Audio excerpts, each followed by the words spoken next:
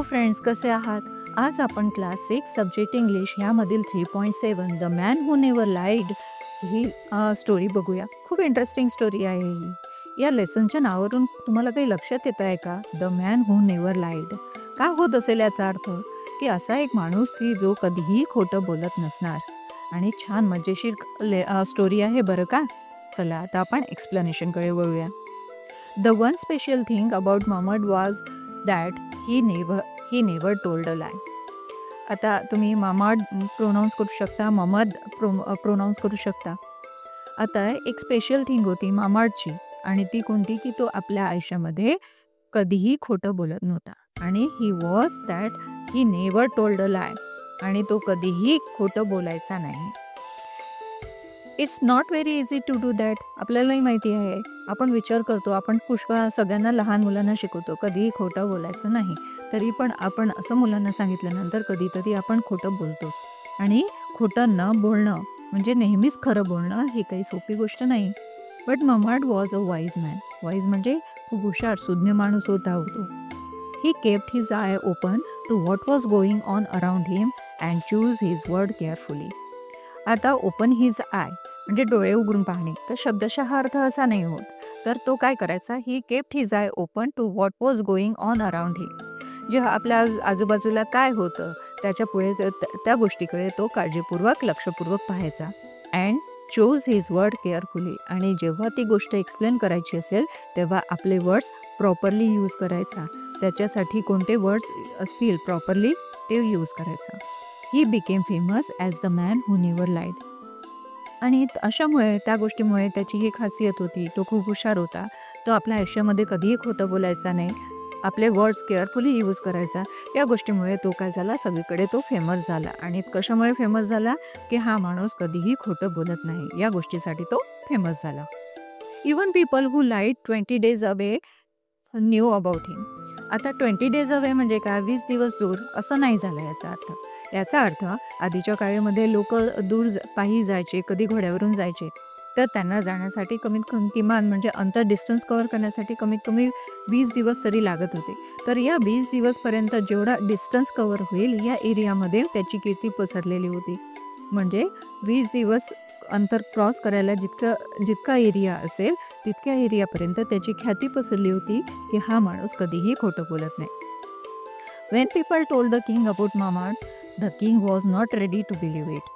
मग आता त्याची ही ख्याती, त्याची ही प्रसिद्धी किंगजवळ गेली.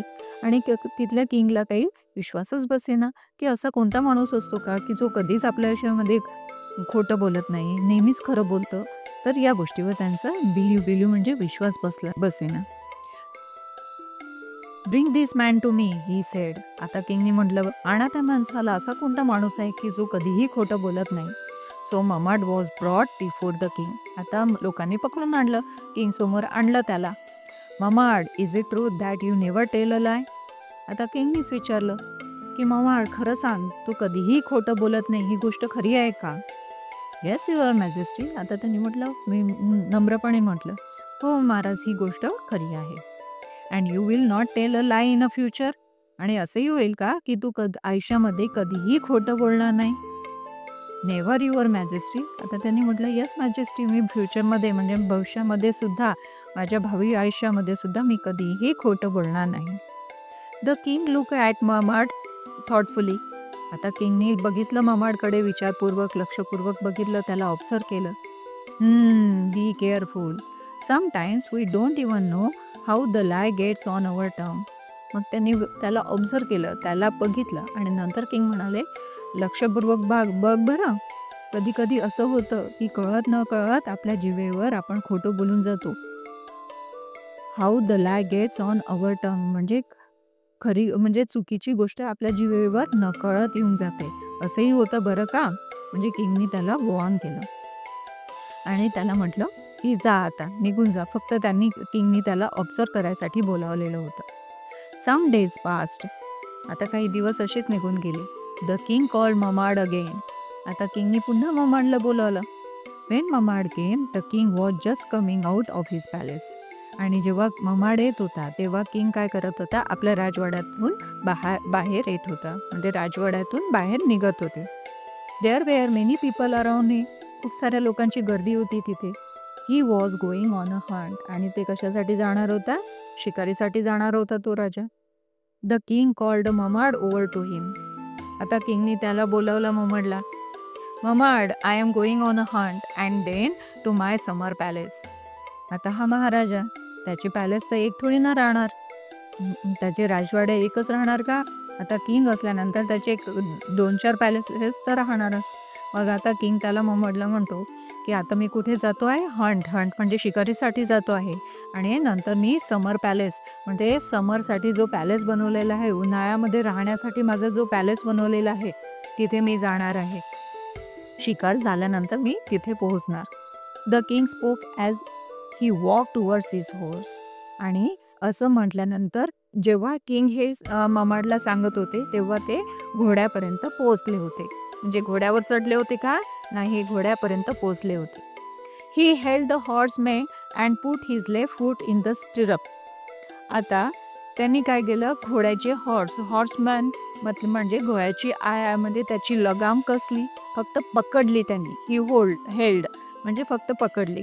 And put his left foot in the stirrup. आणि त्यांचा लेफ्ट पाय त्यांनी स्टिरअप म्हणजे आता तुम्ही ऑब्झर्व केलं आहे का? घोड्यावर चढण्यासाठी जी एक छोटीशी रिंग असते आणि इथे तुम्हाला बाजूच्या पिक्चरमध्ये सुद्धा दिसते की एक पाय किंगनी त्या घोड्याच्या त्या बाजूला त्यालाच आपण रिकीब असं म्हणतो, तर त्याच्यामध्ये त्यांनी टाकली आणि तिथे एक पाय टाकलेला होता. Then he turn to Mamad and said. आता ममाडकडे वळून राजा म्हणाला, now run to the summer palace and tell the queen to prepare a big feast for me and my people including you. Hurry. आता किंगने त्याला ऑर्डर दिली की आता तू जा, धावत पळत जा आणि कुठे जा? समर पॅलेसमध्ये जा. आणि तिथे माझी राणी असेल तर राणीला सांग की प्रिपेअर अ बिग फीस्ट म्हणजे छान मेजवानी तयार करून ठेव माझ्यासाठी आणि आम्ही जितके लोक शिकारीसाठी जातो आहे हंटिंगसाठी, तर त्या सगळ्या लोकांसाठी आज मेजवानी तयार करून ठेव, इन्क्लुडिंग यू. आणि तू पण तिथे राहणार आहेस मेजवानीमध्ये. जा, पटकन जा आणि तू एवढा मेसेज महाराणीला देऊन ये. तर असं म्हटलं त्यांनी. Mamad turn around and hurried to the summer palace. आता ममाड वळला आणि तो लवकर लगबगीने कुठे गेला? समर पॅलेसमध्ये पोहोचला. When he left the king began to laugh. आता जसाच ममाड टर्न झाला तेव्हा जसा ममाड टर्न झाला जाण्यासाठी कुठे? समर पॅलेसमध्ये जाण्यासाठी वळला तेव्हा किंग बिगॅन टू लाफ. आणि किंग एकदमच हसायला लागला. I am not going to anywhere today. आता किंग म्हणतो की आज मी कुठेच नाही जाणार आहे. Just wait till Mamad tell his lie to the queen. आता पहा कशी गंमत येणार आहे. Mamad tells this lie to the queen. आज मी तिथे जाणार, हंटिंगला जाणार आहे. देन तिथून समर पॅलेसमध्ये जाईल आणि माझ्यासाठी फीस्ट तयार करून ठेव. तर आणि आम्ही सगळे लोक येणार आहेत, या सगळ्यांसाठी मेजवानी तयार करून ठेव, असं जो राणीला मेसेज द्यायचा आहे. मी जाणारच नाही. म्हणजे तो काय करणार? ममाड खोटं पडेल आणि त्यांनी जो मेसेज दिला ती चुकीची राहणार आणि तो कसा होणार? त्याची गोष्ट खोटी ठरणार आहे. या गोष्टीमुळे किंगला हसायला आलं. The next day the king went to his summer palace. आदल्या दिवशी किंग कुठेच नाही गेला, तो तिथेच राहिला आपला. आणि दुसऱ्या दिवशी तो समर पॅलेसला पोहोचला. की did Mamad tell you the prepare a feast for me yesterday. आता किंगने क्वीनला विचारलं की ममाडने तुला सांगितलं होतं का की माझ्यासाठी फीस्ट तयार करून ठेव काल? It was a lie. तो खोटं बोलला ना. Mamad gave me your message yesterday, the queen answered. आता क्वीन म्हणाले, हो, ममाडने तुमचा मेसेज मला दिला. Mamad say may be the king will be come here may noon और मे बी ही वोंट. आणि त्यांनी आन्सरमध्ये काय दिलं? मेसेज मला काय दिलं की मे be the king will come here by noon. May be म्हणजे कदाचित किंग दुपारपर्यंत येऊ शकतात. मे बी ही वोंट, कदाचित ते येणार सुद्धा नाही. हा मेसेज त्यांनी मला दिला. मे बी म्हणजे शक्यता आहे. इथे कन्फर्म आहे का गोष्ट? नाही. आणि मे बी काय झालं? मॉडेल ऑक्झिलरी, आपण ते शिकणारच आहे. तर मे बी म्हणजे कदाचित महाराज इथे येतील किंवा कदाचित ते येणार सुद्धा नाही. हा मेसेज ममाडने क्वीनला दिला. And what does that mean? Tell me for sure. आता क्वीनने ममाडला विचारलं की तू हे काय सांगतोय? मला काही कळत नाही. तुझा म्हणण्याचा अर्थ तरी काय आहे? I told Mamad but Mamad said, मी असं ममाडला विचारलं पण ममाडनी मला आन्सर काय दिलं, I can't tell you for sure, मी तुम्हाला नक्की काहीच सांगू शकत नाही. I don't know whether the king put his right foot in the stirrup और whether he put his left foot on the ground again after I left. म्हणजे मी निघून गेल्यानंतर, आफ्टर आय लेफ्ट म्हणजे मी तिथून निघून गेल्यानंतर किंगने आपला पाय पुन्हा त्या राईट पाय त्या स्टिरअपवर म्हणजे त्या रिंगवर, घोडा चढण्यासाठी जी रिंग असते, जी रिकीब असते त्याच्यावर ठेवला होता, किंवा दुसरा पाय त्यांचा ग्राउंडवर होता, लेफ्ट पाय ग्राउंडवर होता, हे मला माहिती नाही. म्हणून मी तुम्हाला कन्फर्म सांगू शकतो का? नाही. या गोष्टीबद्दल मी खात्रीपूर्वक नाही, मला माहिती नाही की काय झालं नंतर. So we just waited for you yesterday but you didn't come. असा मेसेज दिला, त्यामुळे आम्ही फक्त तुमची वाट पाहिली आणि तुम्ही आलाच नाही. When the king heard this he was taken aback. आणि जेव्हा किंगनी असं ऐकलं तेव्हा तर टेकन अबॅक म्हणजे थोडेसे मागे, म्हणजे शॉक बसल्यामुळे ते थोडेसे मागे झाले. He agreed that Mamad was really a wise man who only spoke what he saw with his own eyes, nothing more, nothing less. आणि तेव्हा किंगने ॲग्री केलं की ममाड हा खरोखरच खूप हुशार माणूस आहे. तो आपल्या डोळ्यांनी जे पाहतो तेच गोष्ट सांगत असतो, त्याच्यापेक्षा काही जास्त नाही किंवा कमी नाही. आपल्याला सवयच असते थोडीशी काही ऐकलं किंवा काही आपण बघितलं की त्याला आपण एक्झॅगरेट करून सांगत असतो, त्याला अतिशयोक्ती त्याच्यामध्ये आपल्या मनाने थोडंफार ॲड करून सांगत असतो. परंतु मामाडचं तसं होतं का? नाही.